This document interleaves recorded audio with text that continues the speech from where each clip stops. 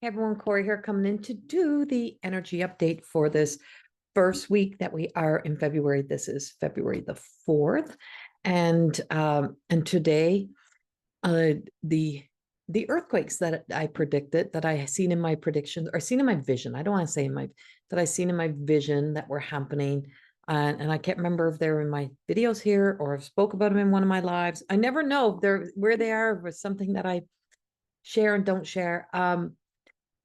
But there's been like several earthquakes. We've got so much energy that's happening. And of course, when I mentioned in the whole January, or the full year energy update for the year, is I spoke about seeing like home-based business companies folding, businesses closing, especially if they're franchise-based. Don't invest in franchise-based. You would see a big, large amount. And it's so crazy how much that we're seeing is happening all in the very beginning. Like, we are only in the beginning of February. And what has transpired, and then of course one of my clients slash friends messaged me and said, you said this plane crash, you've seen these plane crashes. And so I never remember this stuff. This is stuff people remind me of. But we've seen so much of this happening all in the beginning of the year. And I kept saying, don't get too caught up in being so, hell bent on what you do for January, thinking it's going to follow you through for the whole year, because the energy is going to shift very quickly. There is so much that is unpredictable, but predictable based on the shifts that are happening. And the reason why is because some of these alignments that we're seeing, some of these shifts that is happening in energy, and what we're seeing is some of it we've never seen. We've never experienced this. And so we're in new times. We have newness coming in. So we have the beginning of a rebirth coming in, and a start of something new for our lifetimes, for what we are experiencing and how we get to experience it on Earth, and how we evolve through this. And so it's a great time. And I keep saying this is a great time for innovation and for creating. It's a great creative energy. And it is so easy to get lost in the collective consciousness and the fear. And I'm in Canada, and we just, and watching that as Canadians, as a Canadian, on sitting in the middle and just watching how fear and anger just quickly spread. But these are distractions. And it's so easy to get distracted and not see beyond everything else that's happening. Like, so quickly, how fast, we run and just grab everything off shelves and take everything. And we, let's just say liquor stores, for example, here in Canada, quickly, as fast as they knew there was going to be tariffs, was like taking off all of the products off their shelves so quickly. And I'm like, how about we sit back and let this play out a few days, let this play out a few weeks, maybe something else is going to change. Let's not be so quick to jump into responding from fear. And so what the message brings forth for us is get moving into faith, and not being moved by faith and not being moved by fear, and allowing faith to move us into directions that allow us to be more productively creative, and not being motivated and creating from the fear story. It is a time of where you will see even a lot of people who are in industries, in their line of work, in even this kind of line of work, and they're just going to be like, I just don't want to do this no more. I don't want to be here no more. I don't want to do this part anymore. I don't want to be a part of that. And I get it. I just, in my last video, I spoke about how it's, I'm just been so close to just closing it all up and not doing it no more. And that's usually means when we have energy that takes us to that extreme, it usually means we're at the end of something and we're about to begin something new again. It means something big is on its way.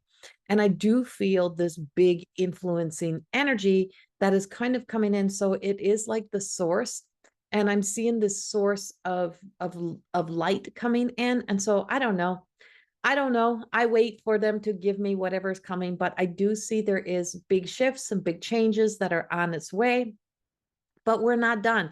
And we're not done watching the changes, and the changes are impacting and influencing people.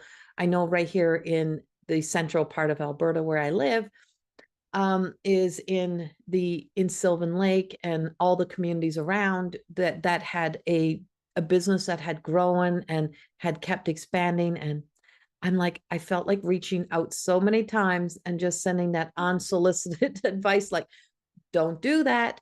Don't sell those gift cards to make money, because you can't recoup that cost. You won't be able to buy enough to recoup that. Don't grow, don't expand there. Don't make this expansion. Don't do it, because it's not in the energy. Like, it's not the time for this. Be happy with what you got. Grow what you have, because it will matter. You can easily you can move the one business, but you can't move everything. And so it's just, and so in the end, we're seeing those foreclosures. We're seeing things being closing, shut down. And I just had a discussion with my husband, and he's like, oh, in 2 years, banks are going to own everything. And I'm like, whoa, stop. I don't even want to engage in that conversation, and stop putting out into the universe everything that we don't want to see happen. We are growing these thoughts into reality in such a big way and so quickly that it is like, it's crazy the things that are taking place because of it. But I want to say, and what I feel is that, yes, because it's right in front of our eyes, it's in front of our face, we're seeing things that are taking place. But it is like, but we're also seeing a massive cleanup. We're seeing something that is like the bulldozer that brings about change. So what I see and how I see this is the thrones of the angelic realm coming in, like the wheels and the thrones coming in, and they're like diamond bits on a saw that digs tunnels, and it digs through the rocks. So it's like the mining, right? And so it digs in, and that diamond is the only way to cut through those rocks. And if it was just simply a blade without a diamond blade, the blade would not be able to cut. It would get too hot. It would be too much friction. It needs the diamond, and it needs water. So it needs that sense of the diamond and the water to cut through. Now, the more that we see, the more that we become a contributing factor of creating more of everything we don't want, then we are going into places and creating environments and creating worlds and creating more divide based on the fear story. But when we bring in that beautiful diamond energy, the diamond energy is perspectives. It is the thing that is needed to move us through. It is opening up to our own divine within. And the energy that we have and the place that we're in is about us moving into seeing that we are the ones who can bring about the change. And the more that we put all of our faith in somebody, in somebody or something that is outside of ourselves in the human world, is that we lose faith in ourselves, and we then become dependent, and we require somebody else to create our world for us. But it's up to us to create our world. So if you're in bringing that into micro, in relationships, in any relationship that you are in, if you are waiting for someone else to create your happiness will never be, it will never be there. You will never be happy. Why? Is because there will always be something missing, because it has expectations upon it. And it's like, I always say, we can thrive in these times because if you sit back and you don't get lost in all of the cluster, if you don't get caught in all of this, and you sit back and you just get busy living, getting busy living your life, getting busy planting your seeds, getting busy doing the things that you love, is that there will be people that want to come to where you are. But if you're so busy in this, in all of this, I'm going to say the word clusterfuck of everything, this, pardon my language, but that's the word I'm being given to use, because I'm like, what can I use that's here on earth in language that can bring this message through? And they're like, clusterfuck, right? It's like there is so much. And so when one is trying to look good and making somebody else look bad, you need to also look at the one who's trying to make other people look bad, right? It's like, what else is going on here? But if you stay over here and you keep growing and building and creating and living your life, and just knowing that we came for these times, that you will find happiness, because you will be proud and feel happy about what you're accomplishing, about what you're doing, about what's taking place in your life, and about the things that are working out for you. But it is going to require a big practice in saying no to everything else that's over here. And so we have a lot of push coming in. So you may be feeling the pressures of the world right now. You may be feeling pressured to kind of shift sides, change sides, whatever, go to a side, pick a side. You may be feeling pressured to jump into action, to get into being a keyboard warrior, getting into those places. I'm going to give you this, what they're telling me. Don't go. Don't go that way. Don't travel that path. It is crowded. It is like going to the mall on Black Friday or on a Boxing Day sale. Why go? Why go? Because you are being tempted by the ability to trap us with the fact that you may save 20% or 10%. But sales happen throughout the year. And when times are slower, there are bigger sales, and those sales come again. But people will not be drawn to those because we get triggered. That is, they use neurolinguistics programming into programming people's mind to get you to go a certain way. We use neurolinguistic programming as a coach to help you to stop going those ways, to guide you towards breaking free of the conditioning and the programming, and how to think for yourself. So I'm not telling you what to do. I'm telling you where the energy is and what the energy is doing. And you have to make up your own mind. You have to be your own sovereign being. And it's so important that this energy is teaching us more and more and more of the importance of being that sovereign being, of being that individual in a world of where it is trying to clump us all together. And I can be that individual self. And that one other individual is not in relationships, is not going to be the person that's going to bring you total fulfillment and happiness in your life. This is going to be your job. And it's an inner job. It is a job that is requiring you to really stop and pause. So I'm like, I kind of chuckled. I got in bed and I just heard the angel say, oh, I wonder if they're all going to put their liquor back on the shelves today and give people the choice to choose whether or not they want to buy the American or the Canadian liquor, no matter what the tariffs are. Or if, I don't think the tariffs are, they're not there now because it's a pause, right? If they only had to wait it, but it's like, I wonder if they're just going to put it back on the shelf and let people choose for themselves. You already paid for it. Taking it off the shelf, you lost that money. So why not keep it there and let it sell? And that's not about principle. That's called ego. And so we are seeing the rise of ego everywhere. And ego is not about just arrogance. Ego is fear, right? And it's like, we need a healthy ego because that's what motivates us to bring about change. But we can't bring change when we're lost in the shuffle, right? So when you're in a disagreement, when we're at odds within relationships within our lives, including the relationship with yourself, running around in the chaos, you cannot find the solution at all. You got to get up and out of self. You got to get up and out of your own head. You got to get to the place of where new truth appears. And that's within our divine expression. That's in our higher self. And so we got to get to the high ground. We got to do things in a different way. And one of those ways is to be able to create our own inner peace, to find that inner peace with what is and what's happening, and with change happening. It's happening with or without us. Change is happening.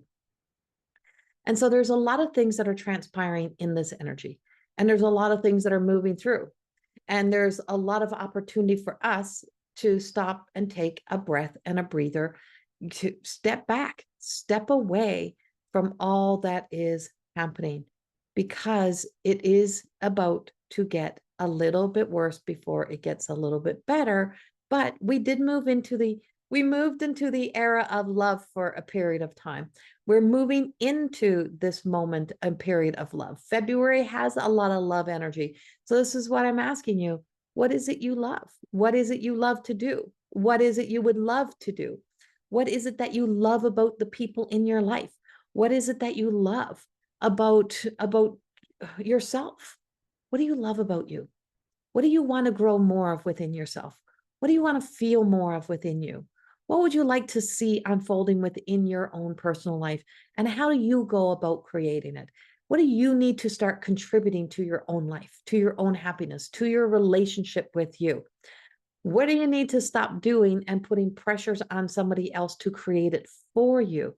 There is a time of change, and the time of change is bringing us even deeper and closer into the change, into the energy of love. So as much as we have the force field of fear, on the other spectrum of that, we have, oh my goodness, we have the angels, we have the divine, we have the presence of such a powerful influence of the source and the light that is pushing us towards, or magnifying and magnetic, being like a magnetic energy, and it's pulling us forward. It's trying to pull us out of the crowd. It's trying to pull us out of that energy. It's trying to pull us away from that. And it's just trying to say, if we don't give that energy the attention that it wants and needs, what's it going to do? It's going to change, right? We have to stop giving the attention and applying the attention in all of the wrong places. We run from love and we run into fear. And it's the easiest thing to do, because it is so conditioned to run away from love and run into fear. It's like leaving the person that's really good to you and treats you the best to get to the person that you are attracted to, that you have this attraction to, but you don't align to. Your morals, values don't align, your beliefs don't align, everything don't align, but yet there's an attraction. So I want to get in there, right? And so there's this, and so it activates the rebel. So we're seeing the rebellious energy. We're seeing the rebellion come up. But when we're in the rebellion, we think that, oh, well, I'm an individual thinking by myself, but you're not. We're becoming more of everything you don't want.